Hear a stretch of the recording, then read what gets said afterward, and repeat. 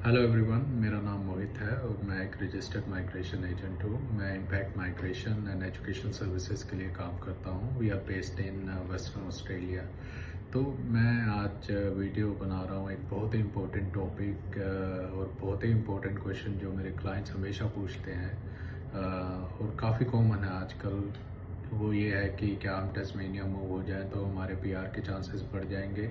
हम डब्ल्यू में हैं, हम बहुत टाइम से जो है वेट कर रहे हैं, यहाँ पे हमें कोई इनवाइट नहीं आ रहा है। क्या हम टस्मेनिया जाएंगे तो हमारा इनवाइट जो है वो जल्दी आ जाएगा, वहाँ पे ज़्यादा अपॉर्चुनिटीज़ हैं। या फिर एक क्वेश्चन ये भी होता है कि टस्मेनिया इनवाइट दे रहा है तो हम टस्मेनिया चले जाते हैं, डब्ल्यू के अंदर में भी टाइम लग सकता है। तो काफ़ी ऐसे क्वेश्चंस हैं जो कि बहुत ही कॉमन हो चुके हैं।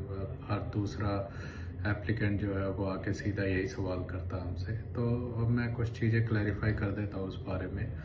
पहली बात तो डब्ल्यू और टस्मेनिया के बीच में अगर आपको चूज़ करना हो तो वो फैक्टर्स डिपेंड करेंगे कि आपने ग्रेजुएशन कहाँ से की है।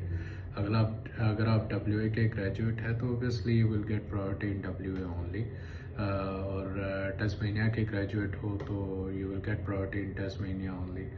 अब टस्मेनिया में जो इशू है, जो मेन कंसर्न है, वो ये है कि टस्मेनिया इनवाइट्स जो है वो यूआई के बेसिस पे नहीं देता है। टस्मेनिया कि आपकी यूआई 90 पे है तो यू विल गेट प्रायोरिटी, और आपकी यूआई 110 पे है या फिर 70 पे है तो आपको प्रायोरिटी नहीं मिलेगी।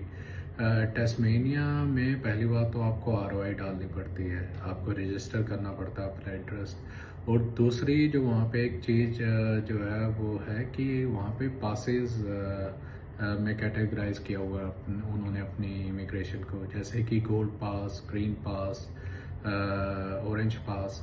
तो उसमें गोल्ड पास में कंडीशंस हैं कि आप जो एप्लीकेंट है वो वहाँ पे रहे और वहाँ पे एटलीस्ट 6 मंथ प्लस एम्प्लॉयमेंट हो उसके पास। उसके बाद फिर एप्लीकेंट की जो पे स्केल है, जो वेजेस है, वो काफ़ी हाई हो।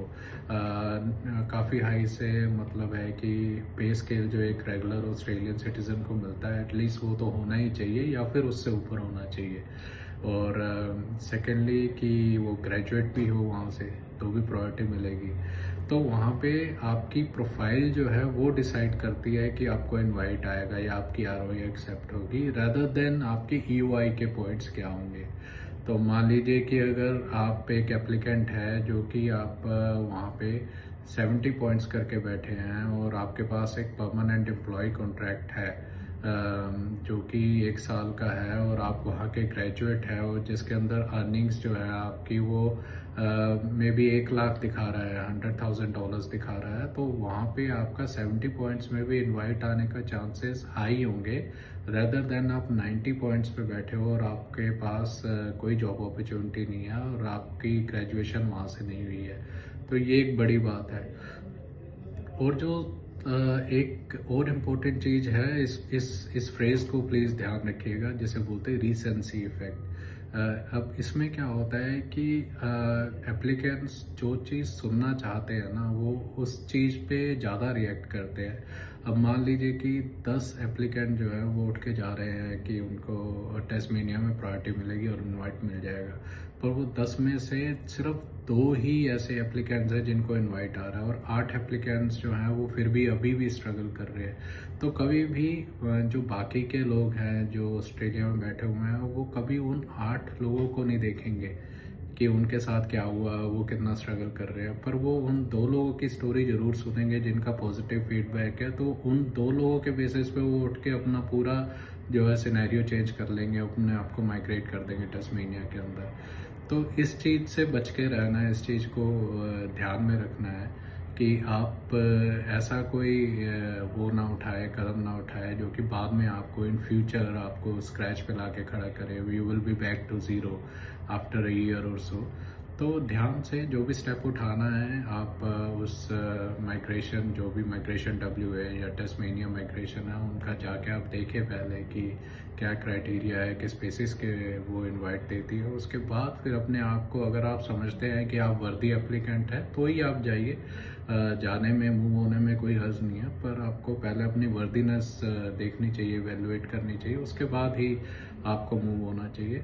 और WA जो है एक पूरा ही माइग्रेशन जोन है और रीजनल एरिया है, तो अगर आप यहाँ के ग्रेजुएट हैं तो obviously you will get priority. और sooner or later आपको यहाँ पे इनवाइट आने के chances will be much higher in comparison to Tasmania. और लास्टली सीट्स का भी एक बहुत बड़ा फैक्टर है। टेस्मेनिया को अराउंड 1850 सीट्स ही मिली थी पिछले फाइनेंशियल ईयर्स में, जो कि ऑलमोस्ट एग्जॉस्टेड है। तो इस टाइम तो मूव होने का कोई फ़ायदा नहीं है। अगर आप जैन फेब में सोचे कि हम मूव हो जाएंगे तो वर्थ इट नहीं है डिसीजन। और उस फैक्टर को बहुत ही ज़्यादा आपको इम्पोर्टेंस देनी चाहिए कि आप किस टाइम पे मूव इन होने का प्लान कर रहे हैं। तो ये सारी चीज़ें ध्यान में रखते हुए अगर आपके फिर भी कोई क्वेश्चन है तो please get in touch with us. आप हमें 08611811345 पे भी कॉल कर सकते हैं, या फिर आप हमें info@impactmigration.com.au पे आप हमें ईमेल कर सकते हैं, और we will be more than happy to help.